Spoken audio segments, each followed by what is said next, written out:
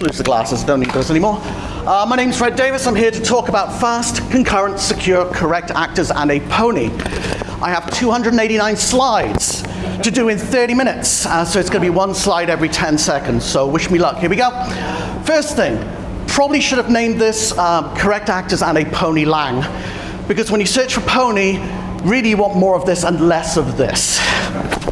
There's not much intersection in the communities, unfortunately.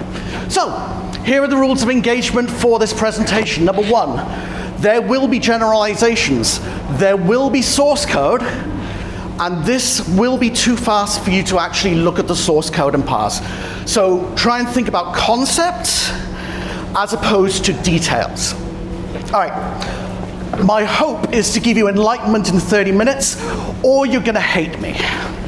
Why are you gonna hate me? Because next up is food, and if I'm late, I know what's coming. So, here's the point. A programming language is a tool. It isn't syntax, it isn't any kind of paradigm, it is a way to solve hard problems. Use whichever language best suits your problem.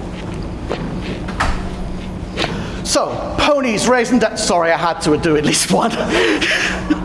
Pony's reason to exist is fearless, safe concurrency that is fast. But why does anyone fear concurrency? Because we all seen, through the most common benchmark, Minecraft renderings, how well GPUs have scaled over time, right? So why do we even care? Well, it's because it only scales with this minor caveat, and that is when all of your computations are independent. The problem becomes when you start sharing. So let's look at a quick example. This is in C. This is just a loop. So it's a while loop, and it's just a counter. We're going to increment the counter by 1. When the counter reaches 10,000, we're going to set it to 0, and it's just going to spin. Easy enough, right? The top here is just two if statements. If the counter is equal to 100, and the counter is not equal to 100, then print what? This should never execute. And of course, that should never execute, right? So why does it execute?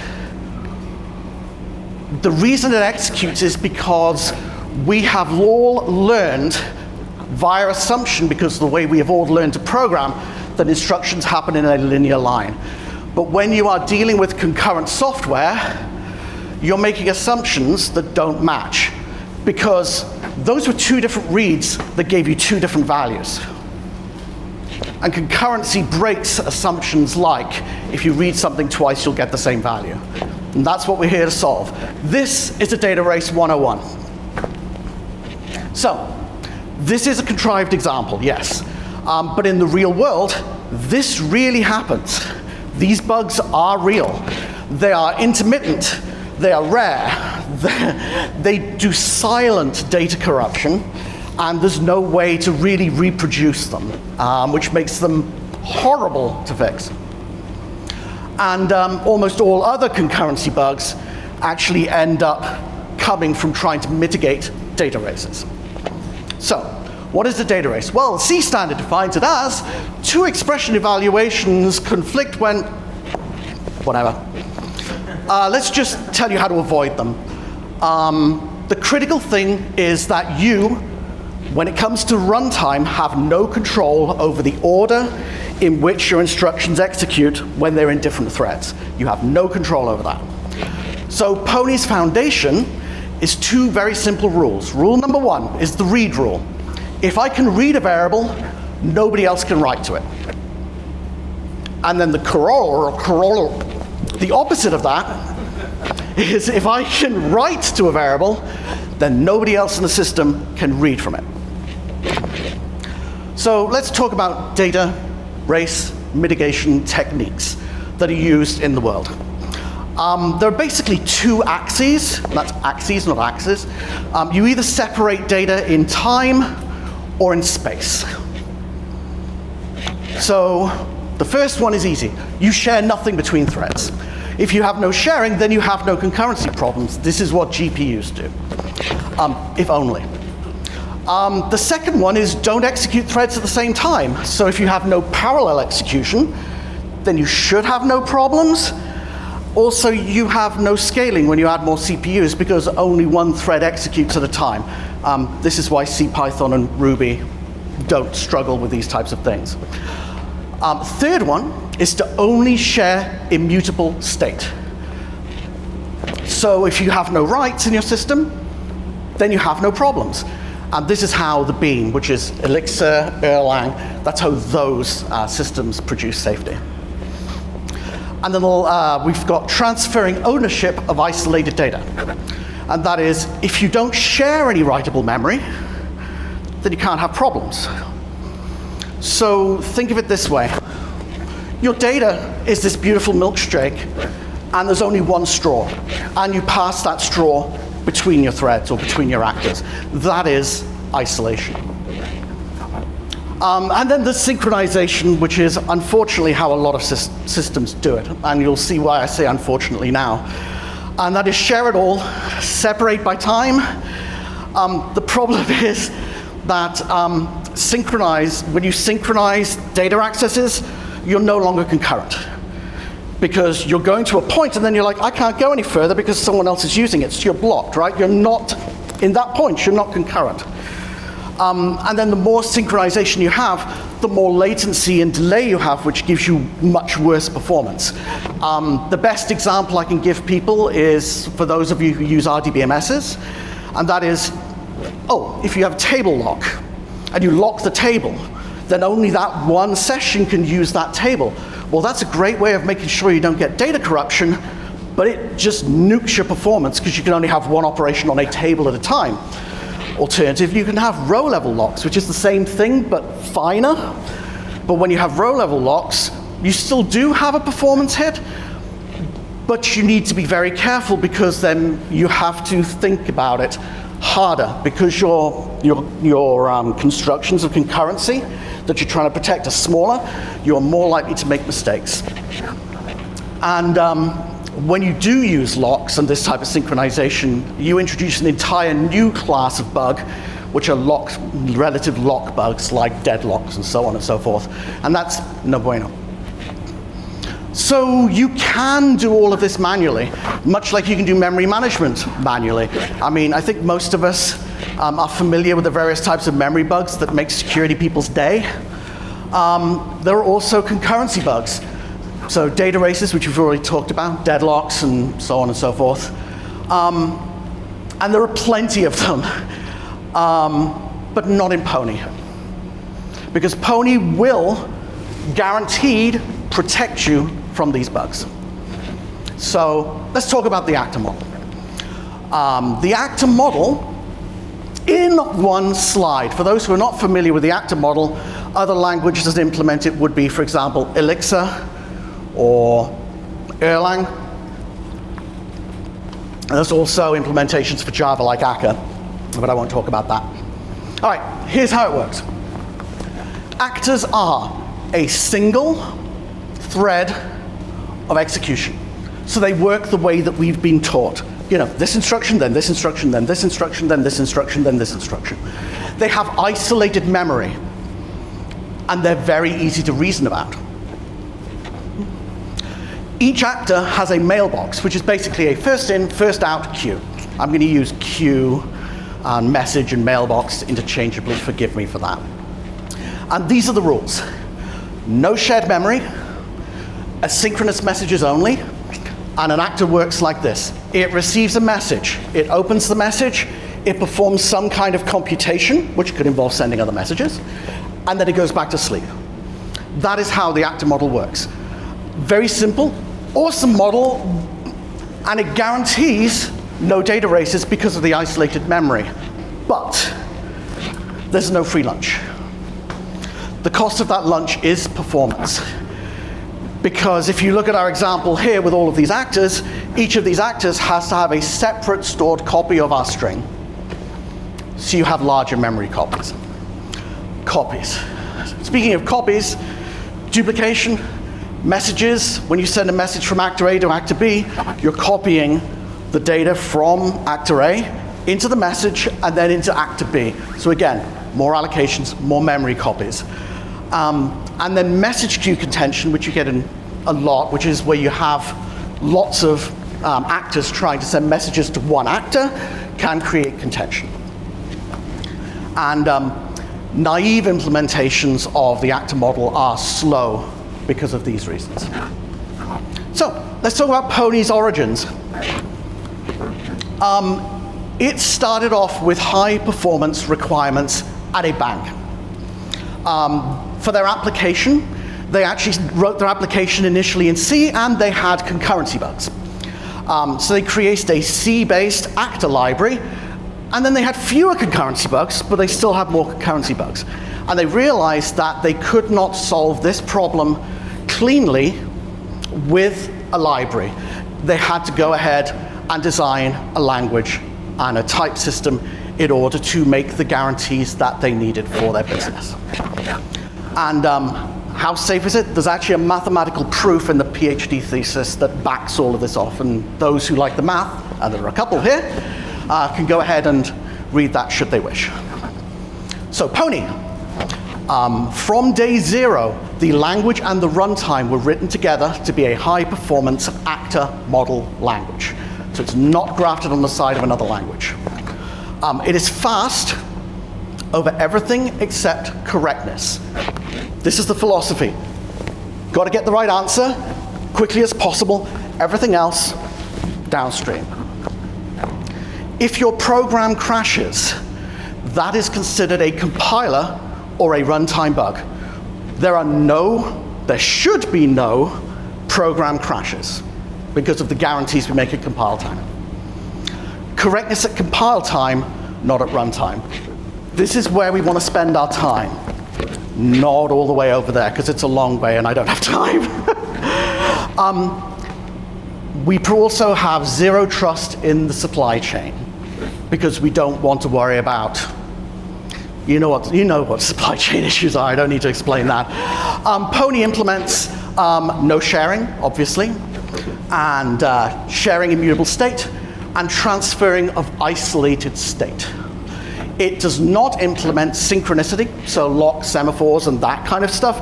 And the reason it doesn't do that is because it's hostile to performance, and you're unable to prove correctness at compile time.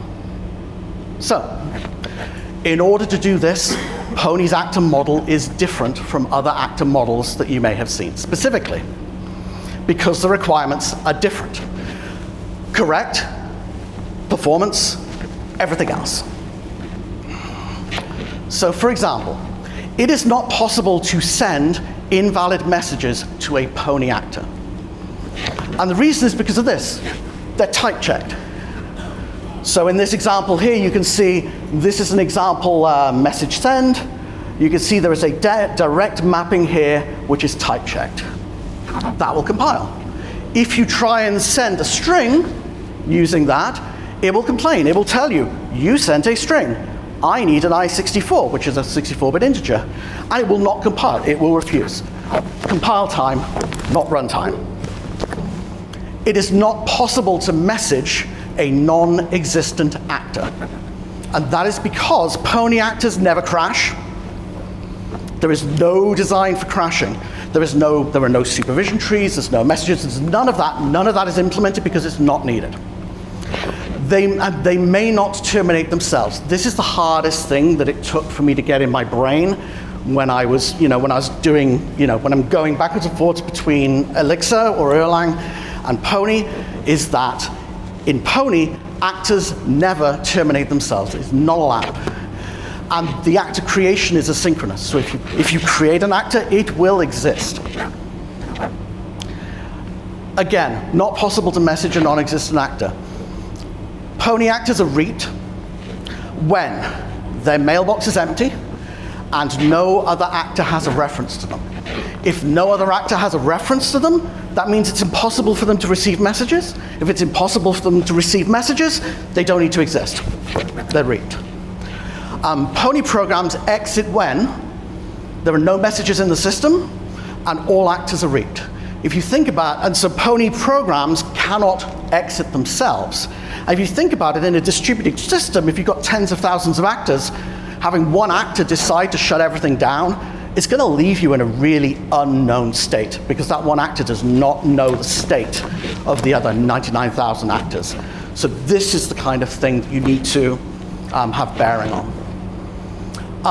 Let me show you why pony actors don't crash. It's basically because we ensure that all errors and all paths are there. So for example, in this case, I have an array here of languages, and I am printing basically the index of 0 here of the lines. So that's what should happen, right? But it will not compile because it tells you that an error can be raised here. And it can be raised there because that 0 could be 76. Now, if you do that in a language like C, you'll get a segfault. So Pony prevents you from doing this. And all it does is it just mandates you to decide what you are going to do if that fails. So that's how out-of-bound reads on arrays, for example, are mitigated.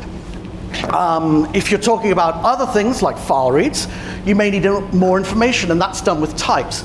So for example, in this, I've said, oh, I want this file. This is a class that basically gives you access to read and write.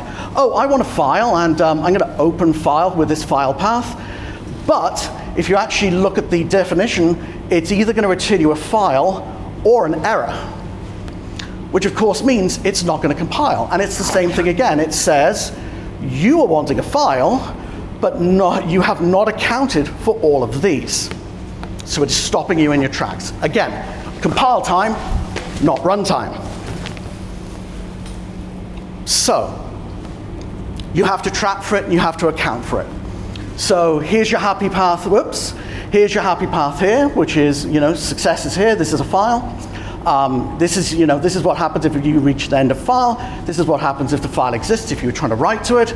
And then you can do any other condition. You could just pull the ones you want to deal with differently and then say any of the others, this is my default. All types must be accounted for at compile time, not runtime, exactly. So, quick generic memory primer for those who are not familiar with how pointers, etc. work. So, if I say A equals hello, typically what will happen is 6 bytes will be allocated in memory. They'll write hello to that address. And then the actual variable A contains the memory address of where that string lives, not the actual string itself. So if I do it again, B equals hello, allocates another 6 bytes, writes hello to that address, and B, again, contains the address, a pointer to the data, not the actual data itself. If I say C equals B, what actually happens is C copies the address in B. All right, this is an alias. We call it an alias in Pony. And modifying one will modify the other. So for example, if you do a string manipulation on B, that same manipulation will be visible on C because it's pointing to the same block of data.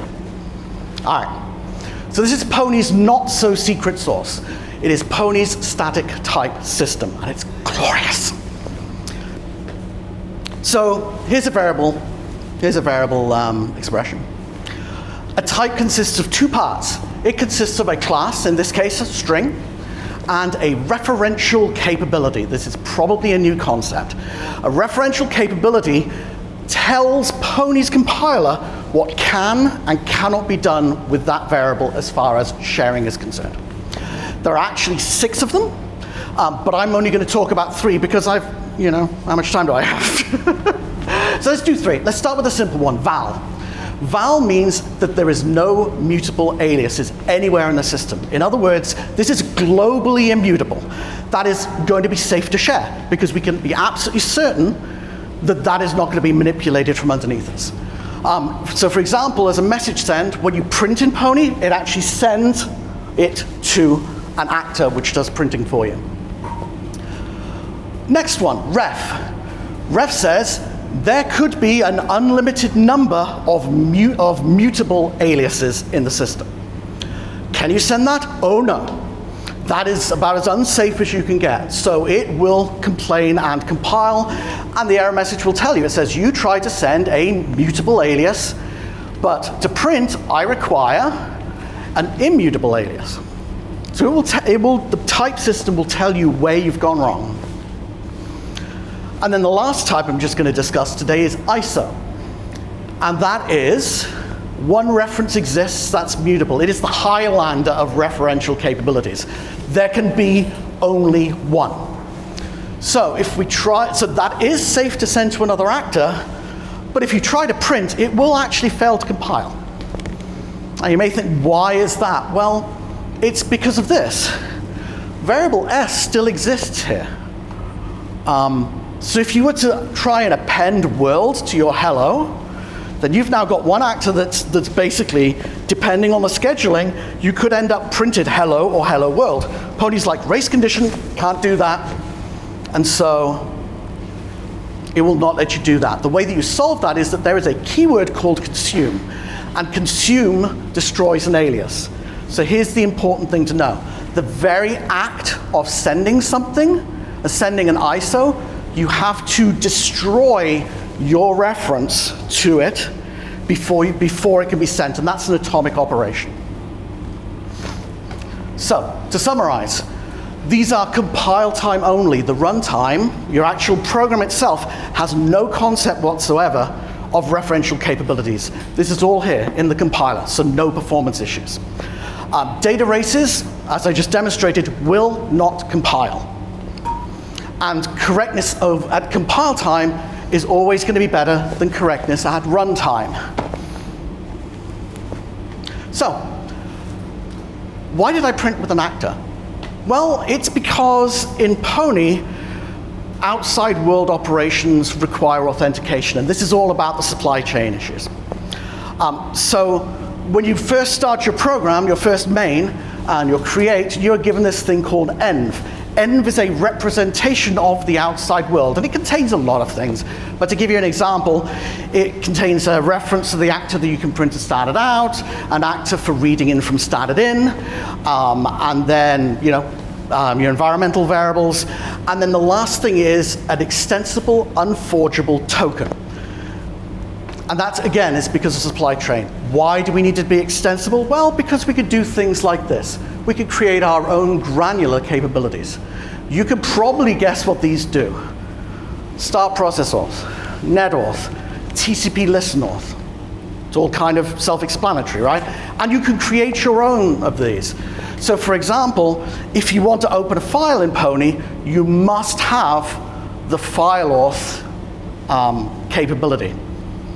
If you do not have it, you cannot touch files. Which means if you're downloading, for example, an XML parser, which has no business starting processes or reading files or doing anything in the network, you don't give it anything. You're just like, here's my string, give me my data structure back. And Pony will not allow that package to do anything that you do not grant it permission for. This, again, is at compile time, not at runtime. So, these guarantees at compile time mean you can do some really high performance stuff.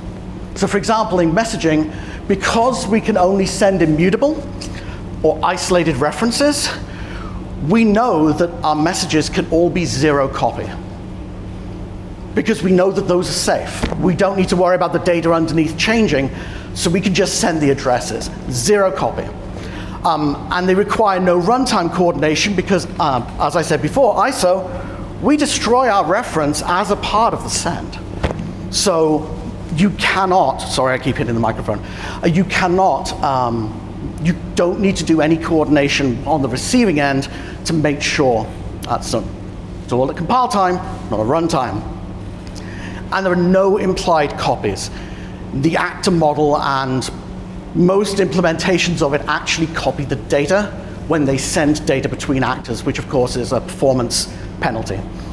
And all Pony messages are asynchronous because Pony is about speed. And if you've got synchronous stuff, you're going to have one actor waiting for another actor. You don't want that, it kills performance. Pony's memory management, again, safe. Each Pony actor manages the life cycle of all objects that it creates. All objects are reference counted, and the memory is never defragmented and never relocated. Why? It's because of this. If you have a data structure here, and you decide to move it to here, you now have to work out what other actors in your system need to have that address changed. And can you imagine, you basically have to shut everything down in order to do that, because it's an unsafe operation. Because of the compile time guarantees, any actor that has a reference can have direct access to that memory safely. So again, compile time, not runtime. You could have arbitrarily deep and circular data structures. And these referential capabilities propagate down. And if you're worried about things like cyclic references, and the reference count's never going to 0 because there's a cycle, Pony takes care of that. Once that cycle is orphaned, and there are no messages in that circle, Pony goes, yeah, there's nothing there, and just nukes the whole thing. These guarantees facilitate scheduler performance. Let me explain why. So, anything that is known must exist. It has to. Because if an actor knows about it, then the reference count is greater than 0. It has to exist, so we don't need to check that.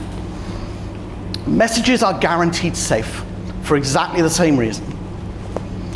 Verification at compile time means you do not need to do these verifications at runtime. Again, Pony, correct, fast. Correct, fast. And it's also really helpful when it comes to doing things like leveraging your system's caches, because Pony will let you pin your scheduler to a physical CPU, and then it will actually, when an actor has like multiple messages in its queue, it'll run them as a batch, which means that your cache is hot for all of those behaviors, for all of the stuff that's going on in that actor. And again, performance. There is a back pressure system, I'm not going to go into that. Work stealing scheduler, a scheduler that is idle will steal actors which are waiting on a busier scheduler.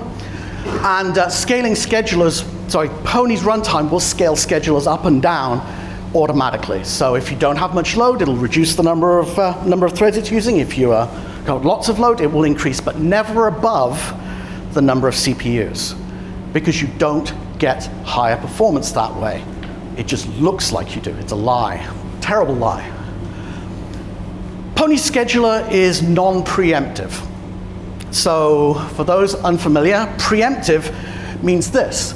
The best example of a preemptive scheduler is probably an operating system kernel. It counts instructions on a process or on an actor and says, okay, you've had 100,000 operations. It's time for you to go over there, and I'm going to do a new actor. So it switches actors in order to keep things fair. The problem is that counting operations is really expensive. If you think about it, that instruction loop is really, really, really tight. How do you kill performance? You add more instructions into a tight loop. So Pony doesn't do that. And no actor, but that does mean on a good side that no actor can swamp a scheduler. Pony is non-preemptive, which means that instead of breaking things up or running virtual machines or like slicing up your stuff, Pony is just like, I'm an LLVM compiler. Here is an LLVM function, and just does the whole thing. And it can all be optimized using LLVM's optimization stuff. And there's no accounting, and there's no switching, which again, performance-wise, is what you want. But it means that you, as a programmer, are responsible to make sure that those behaviors that you write are short in duration. So there is some responsibility to take there. Advanced Pony. There is very simple C interoperability. For anyone who's tried to do C interoperability with other languages, you know how much of a minefield this can be. But this is an example. This is actually from one of the Beams library. I actually created a Pony program to join an Erlang Elixir cluster. So it appears like an Erlang node. My Pony program appears like an Erlang node. And I can send and receive messages. This is the receive message thing. All you do is you map it. So it returns a 32-bit integer, takes a 32-bit integer, and then 2 pointers, which go to an Erlang message and a buffer. Make sense? And then you just call it. You just call it just like that, and it is inlined. To be clear, if you use this interface, your pony guarantees may not hold. Because once you're in sea land, you are juggling knives, flaming knives. So here's the question that I'm hoping to answer for you. Is Pony the right tool for the problem that you are solving? Well, I don't know because I don't know what your problems are. But I can tell you why I use Pony. Number one is it's fast. Oh my God, it's fast. Number two, it compiles to native code. In my last gig, when I had to deploy things to a server, getting them to do things like install the beam on the server and then have them responsible for managing and keeping all of that up to date was painful. Now I just deploy a single binary. And if I actually compile it on a system which uses Moosel instead of glibc, I can compile it statically, which means that that Pony program will execute regardless of what libraries, shared libraries are on the system. Doesn't even need to be the correct version of glibc. Or glibc at all, actually. I don't have to worry about memory management. I very much don't need to worry about memory management. It's safe. It's provably safe. If it compiles, it will run and it will not crash. If it crashes, it is a compiler or a runtime bug, and you let us know and we'll look. No crashes. Uses the actor model, which for me, in my brain, works really, really, really well.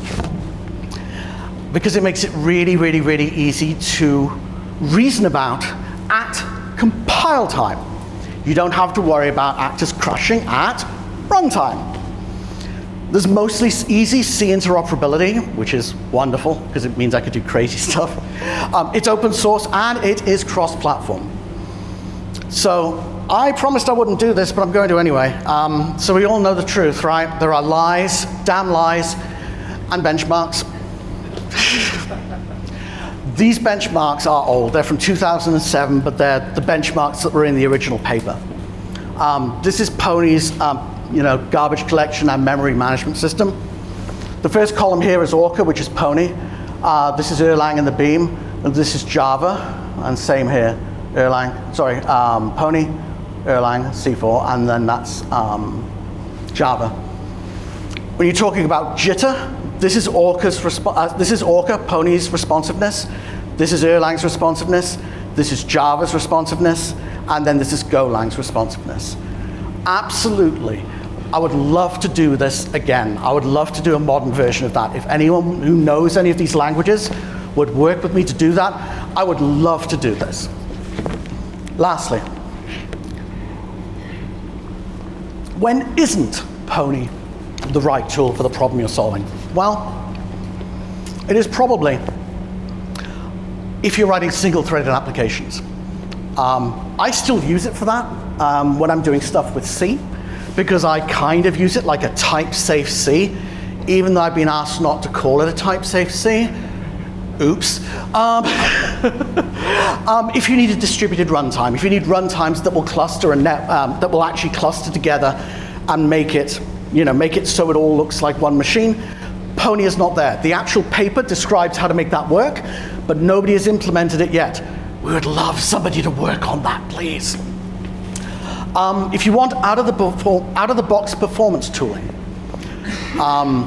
the main reason for that is, if you think about what performance tooling is a whole bunch of counters that are running in hot loops in your code. What is Pony about? Being fast. There are performance counters, but they are off by default because you want speed. If you want live debugging in a console, so for example, if you're working in the Beam, Elixir, Erlang, you can query processes and find out what their memory state is and so on and so forth. If that's something that is absolutely vital and you cannot live without, that's not possible with Pony out of the box. If you want live development in console, same thing. If you want hot code reloading, same thing. Pony does not do that. If you want batteries included, small community, smaller number of libraries. We'll help anyone that wants to write libraries. will probably do it for people, honestly. I love this community. It's a small community. It's a beautiful language. And this, knowing your program will run and not crash, it is free of data races. It is free of lock issues. Knowing this in advance is a huge weight off my mind, because I want the pain to be on me, the developer, not on my end users. If it compiles, it will run and it will not crash. So, thank you. There is the URL for the language, ponylang.io. There is a Ponylang Zulip, so for your newly found Zulip account, you're welcome to come join us there. If you have any questions at all, please come and see me. I am an open book. Now go eat, as promised. Thank you.